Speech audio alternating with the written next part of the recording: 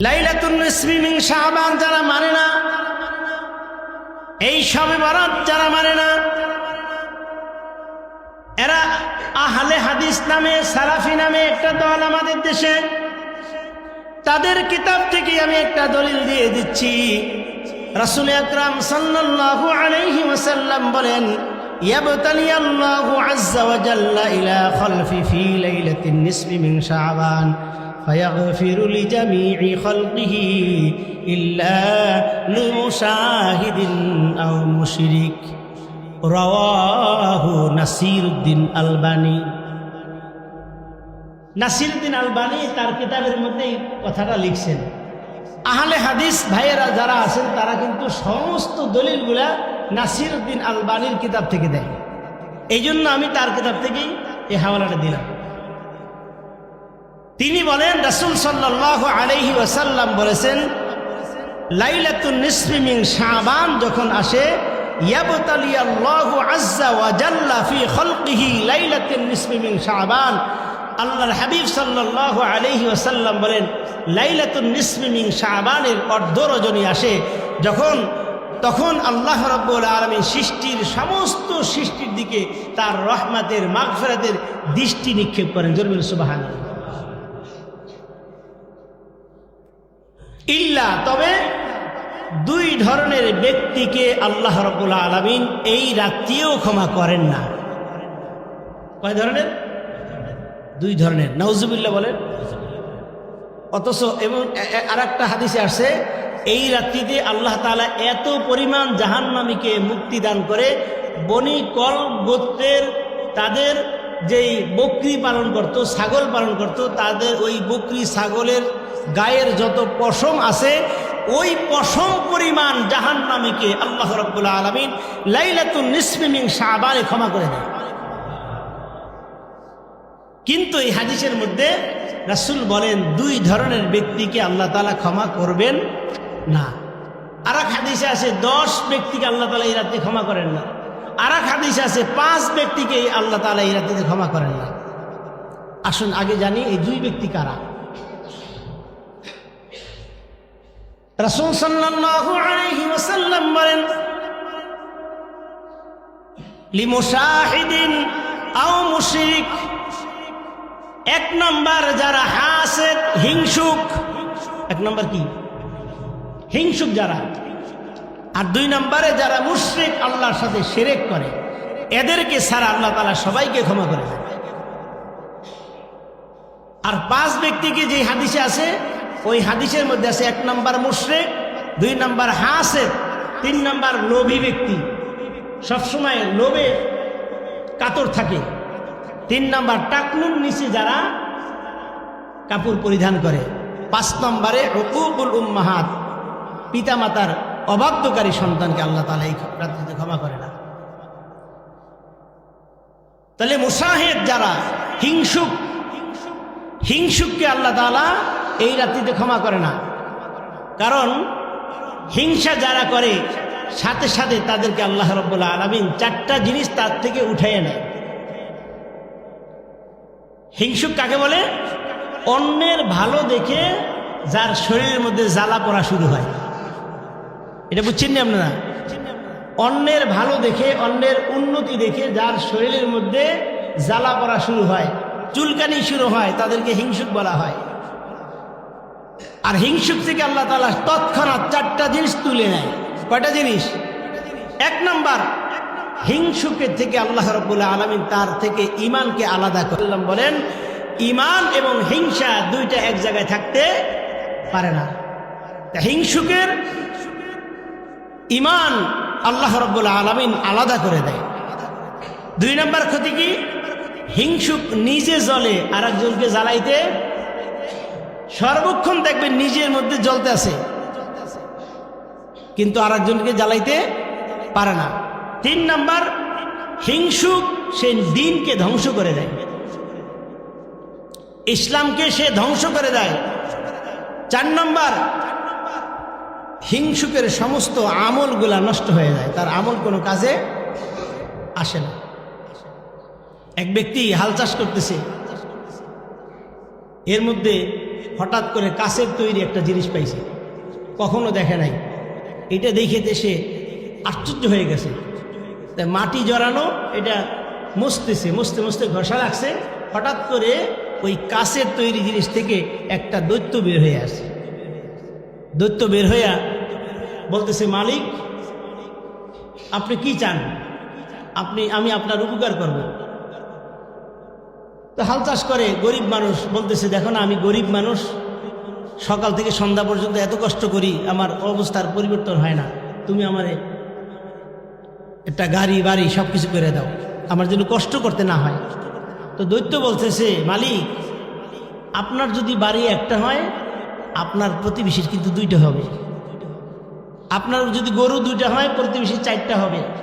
আপনার যদি একটা গাড়ি হয়, প্রতিবেশীর কিন্তু দুইটা হবে। মানে প্রত্যেকটা প্রতিবেশীর ডাবল ডাবল হবে। আপনি যদি রাজি থাকেন তাহলে আমি করে দিই। কেমন হিংসুকের হিংসুক, সে ব্যাগের মধ্যে ঢুকে রাখছে, না দরকার নাই, আমার একটা বাড়ি হলে তার দুইটা হয়ে যাব। মানে হিংসুক। বাড়িতে আই না খুব যত্ন করে রাখছে। বউ আবার দেখছে, কিরে কাছের তৈরি কি জিনিস রাখলো, বউর কাছে বলে নাই। তো ওই লোকটা যখন আবার খেতে কাজ করতে গেছে, বউ তো ওইটা বের করছে, বের করে ওটা ঘষা মাজা করতেছে। হঠাৎ করে দৈত্য বেরিয়েছে, মালিক বলেন কি অর্ডার আমার জন্য? বউ চিন্তা করছে, দেখছো নি কাম, আমার জামাই এই জিনিস ঘরে এনে রাখছে আর আমারে কয় নাই। এই মহিলা বলতেছে, দেখো না স্বামী বেচারা সকাল থেকে সন্ধ্যা পর্যন্ত কত কষ্ট করে, এই কষ্ট আর সহ্য হয় না। দৈত্য বলতেছে, বলেন কি করতে হবে? বলে একটা বাড়ি করে দাও, একটা গাড়ি দাও, মানে অনেক কিছু চাইছে, টাকা পয়সা।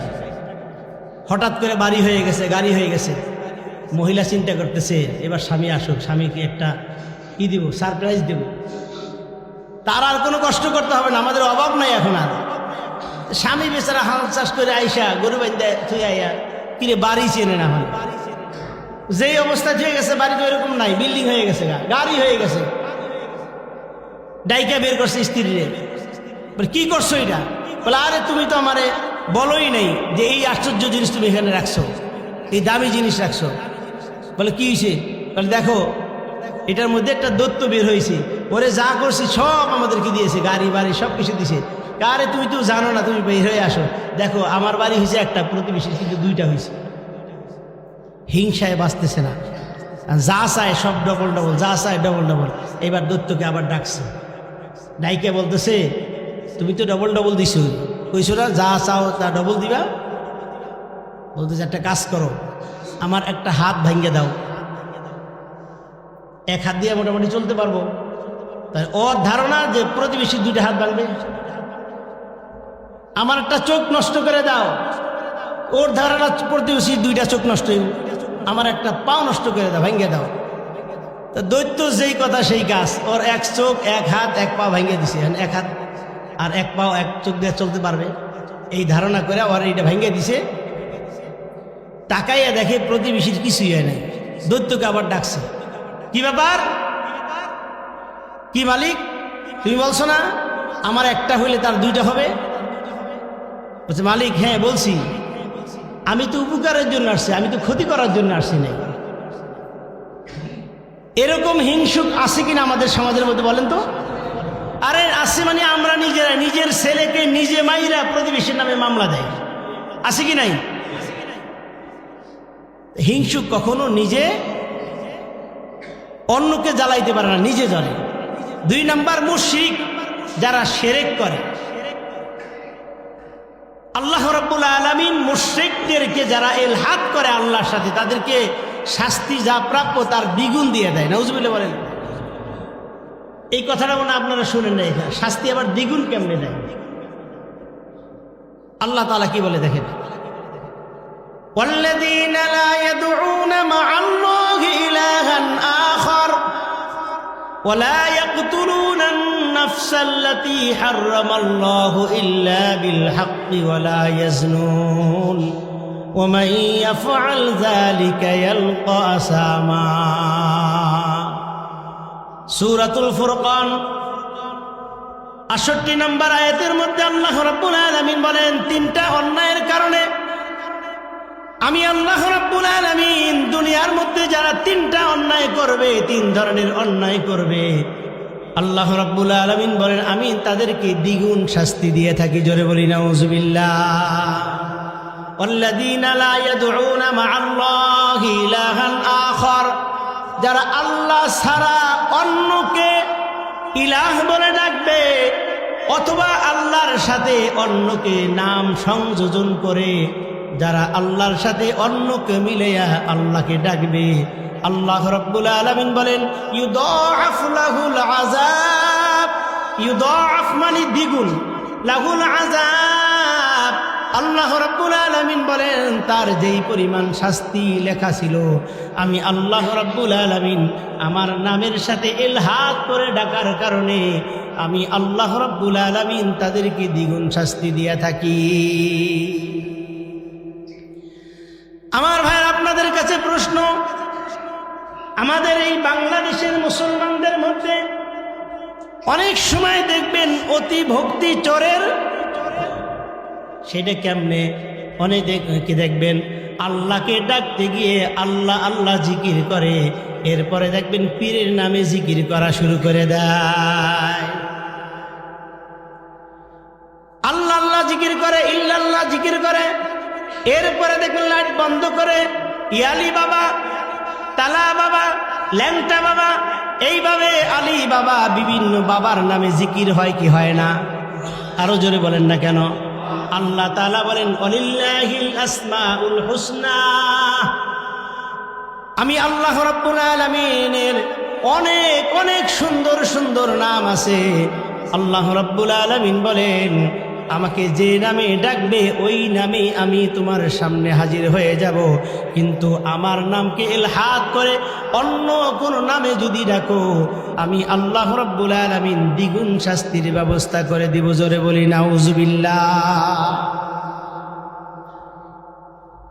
আমাদের দেশে কিছু গায়ক আছে দেখবেন, আরে বাবারে বাবা, মারাফাতের একবারে মানে বাক্স নিয়ে বয়ে থাকে, এত এলেম তাদের কাছে। কোরআন কারীম নাকি 60 পারা, আল্লাহ 30 পারা দিছে জাহিরি, 30 পারা বাতিনি। বাতিনি কে জানে? কারণ আমার পীর সাহেব জানে। কত বড় মূর্খর মূর্খ! আমার রাসূলকে আল্লাহ রাব্বুল আলামিন ওই বাতিনি 30 পারা কথা জানেন, ওর পীরকে জানাইছে। কত বড় শয়তান, চিন্তা করেন। মানে নেক্সট শুরুতে মুসলমানকে ধাকা দেয়। আর একদল বের হয়েছে কয়েকদিন আগে, শুনলাম যে একিন চলে যদি আসে, যখন আল্লাহর উপর বিশ্বাস পরিপূর্ণ আসে, তাদের কোনো নামাজ রোজা কিচ্ছু লাগে না। নাউযুবিল্লাহ বলেন। তারা আবার দলিল দেয়, সূরা হিজর শেষ নম্বর আয়াতের একটা দলিল দেয়, হাত ও আবুদ রব্বাকা হাত্তা ইয়াতিয়াকাল ইয়াকিন। ও আবুদ, তোমরা ইবাদত করো, রব্বাকা তোমার প্রভুর, হাত্তা ততক্ষণ পর্যন্ত, হাত্তা ইয়াতিয়াকাল ইয়াকিন ইয়াকিন আসা পর্যন্ত তোমরা আল্লাহর ইবাদত করো। সুতরাং ইয়াকিন চলে আসে, পরিপূর্ণ আল্লাহকে বিশ্বাস করি, রাসূলকে বিশ্বাস করি, আর নামাজ রোজা কিচ্ছু লাগবে না। নাউযুবিল্লাহ বলেন। ওই মূর্খ জানেই না ইয়াকিন অর্থ কি। ওই ইয়াকিন মানে মৃত্যু। ইয়াকিন মানে কি? মৃত্যু। কোরআন কারীমের আয়াতের কখন কোন অর্থ নিতে হবে এই মূর্খ জানেই না। আর এক জায়গায় আছে আযাব মানে মৃত্যু, এইগুলা জানে না, কিন্তু মারেফাতের গাট্টি নিয়ে বয়ে দিছে। এগুলা মারেফাতের গাট্টি নাই, যে মরার পথ। এটা কি মারেফাত না? কি মরার পথ, জাহান্নামের পথ। হাজার হাজার যুবকদেরকে তারা হাত ছানিয়ে দিয়ে রাখছে। তো যেখানে গেলে নামাজ রোজা কিচ্ছু লাগে না, সেখানেই তো মানুষ যাইবে নাকি? সেখানেই যাবে। আমার ভাইয়েরা, বোঝার দরকার। তাহলে এই হাদিসের মধ্যে পাওয়া গেল আল্লাহ রাব্বুল আলামিন দুই ধরনের ব্যক্তিকে আল্লাহ তাআলা ক্ষমা করবে না। এক নাম্বার হিংসুক, এক নাম্বার কি? 2 নাম্বার মুশরিক। 2 নাম্বার কি? মুশরিকদেরকে আল্লাহ তাআলা ক্ষমা করবে না। তা এই রাত্রের আমলগুলা কি? অনেকে জিজ্ঞেস করে, হুজুর লাইলাতুন নিসফি মিন শাবানের গুরুত্ব বর্ণনা করেন, কত রাকাত নামাজ পড়ব? দেখবেন আজকে থেকে 20 বছর আগে আমাদের দেশে একটা কিতাব পরিচালিত ছিল, মুকসিদুল মুমিনিন, ঠিক নেই? এইটার মধ্যে লেখা আছে, দেখবেন এত রাকাত নামাজ পড়তে হবে, অমুক সূরা দিয়ে পড়তে হবে, অমুক সূরা দিয়ে পড়তে হবে, একবারে ডাহা মিথ্যা কথা। ভালো করে শুনেন, কোরআনুল কারীমের এত এত তাফসীর পড়েছি, ৮৬টার হাদিস ইনশাআল্লাহ সব পড়েছি। এটার বাহিরে যদি কিছু হাদিস থাকে ওইগুলোও পড়ছি, কিন্তু কোথাও দেখি নাই লাইলাতুন নিসফি মিন শাবান, শবে কদরের রাত্রি, অমুক রাত্রি তমুক রাত্রিতে নফল ইবাদাতের কথা আছে, কিন্তু ইবাদাত করতে গিয়া নির্দিষ্ট করে রাসূল বলছেন এমুক সূরা দিয়ে পড়তে হবে, এমুক সূরা দিয়ে পড়তে হবে, এটা কোথাও নাই। এইগুলো তারা তাদের মন গড়া একটা জিনিস চাপাই দিছে, একটা আমল চাপাই দিছে। তাহলে কত রাকাত নামাজ পড়বো? আপনার যত রাকাত ইচ্ছা, যতক্ষণ ভালো লাগে ততক্ষণ নামাজ পড়েন, কিছুক্ষণ জিকির আজকার করেন, কিছুক্ষণ তেলাওয়াত করেন। কারণ এই রাত্রিতে রাসূল সাল্লাল্লাহু আলাইহি ওয়াসাল্লাম সারা রাত জাগ্রত ছিলেন।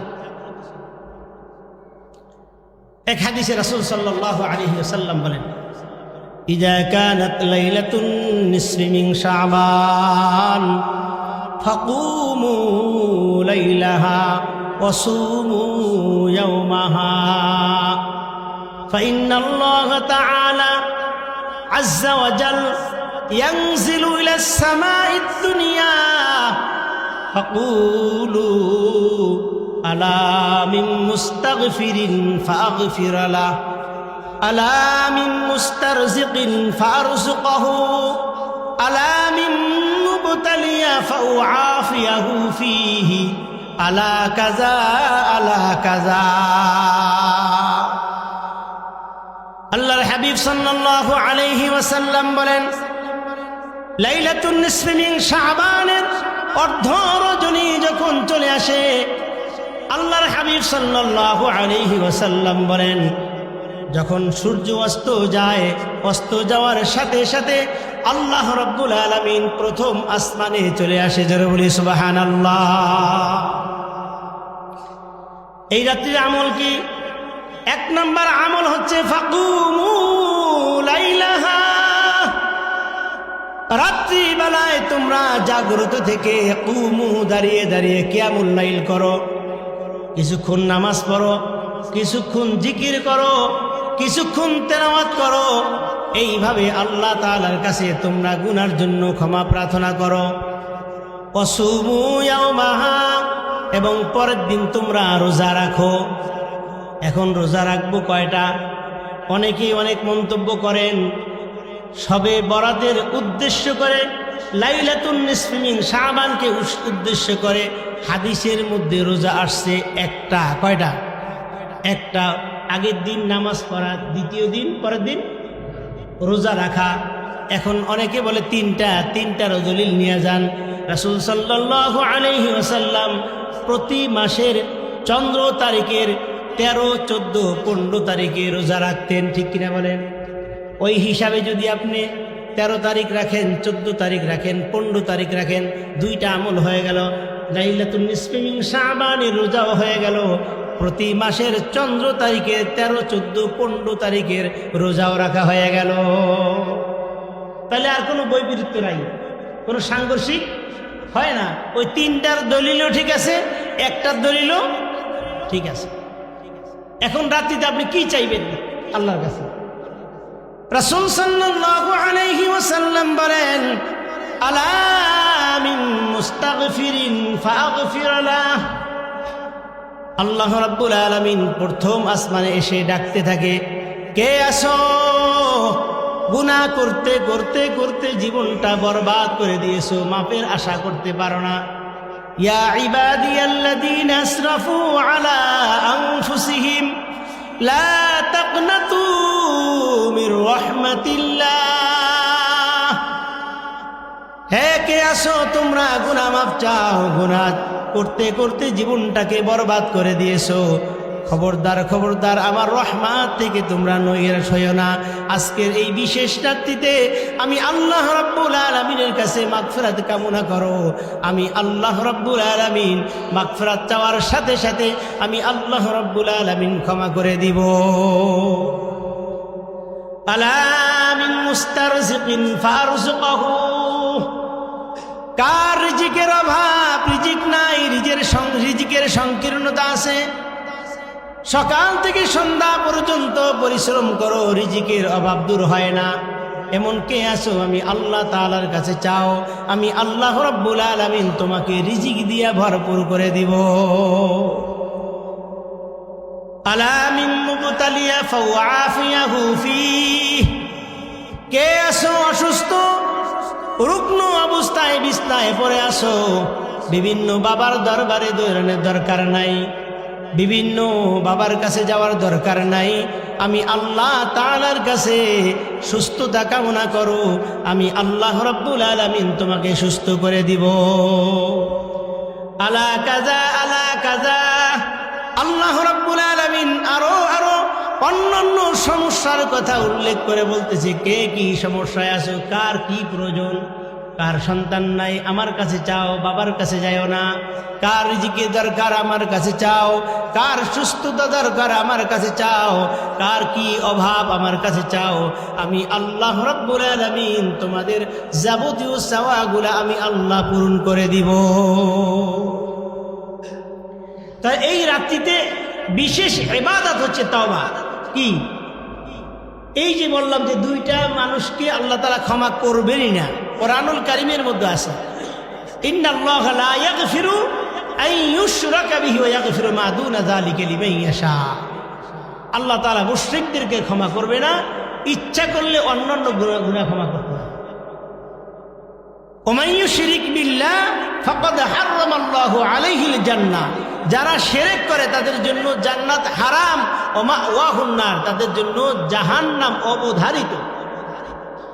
এরপরেও কনক্লুশনে কি, আল্লাহ রাব্বুল আলামিন তওবা করলে এই রাত্রিতে এই মুসাহিদ, হিংসুক এবং মা বাবার অবাধ্যকারী, যারা লোভী, মদখোর, গাঁজাখোর, হিরোইনখোর, বাবাখোর, ডাইলখোর, মা বাবাকে যারা কষ্ট দেয়, যারা মানুষের উপর জুলুম অত্যাচার নিপীড়ন করে, যারা মানুষের সম্পদগুলা লুটে খায়, যারা জনগণের সম্পদ বিদেশে পাচার করে, যারা জুলুম অত্যাচার করে, যারা মানুষের উপর স্টিম রুলার চালায়, মানুষকে অপমান করে, তারাও যদি ক্ষমা চায়, আল্লাহ সামনের জিন্দিগিতে আর এই ধরনের কোনো অন্যায় করব না, আল্লাহ তাআলা এই রাত্রি থেকে তাদেরকেও ক্ষমা করে দেবে। সুবহানাল্লাহ।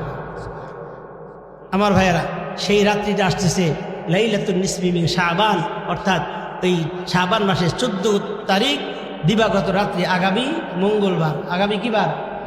মঙ্গলবার। আমরা বেদাতের ভিত্তি যাব না, রাজি আছি তো সবাই? বেদাত করব না, সন্তানদেরকে করতেও দিব না। এখন যদি আতশবাজি কিন্না দিয়ে কোন এই খবরদার এটি জ্বালাইস না, এটা শয়তানি না বলেন? আপনি কিনা দিছেন, বোম কিনা দিছেন, আগরবাতি কিনা দিছেন, আতশবাজি কিনা দিছেন, আবার কি জানি এটা ঘুরে ঘুরে জ্বালের নাম কি, তারাবাতি কিনা দিয়া এখন বলতে খবরদার বাবা, এই রাত্রিতে কিন্তু ইবাদতের রাত, এগুলো জ্বালায় না। তাহলে শয়তানি ছাড়া আর কি বলেন? হ্যাঁ, বিড়ালের সামনে সুটকি ঝুলে এখানে খাইতে, খবরদার।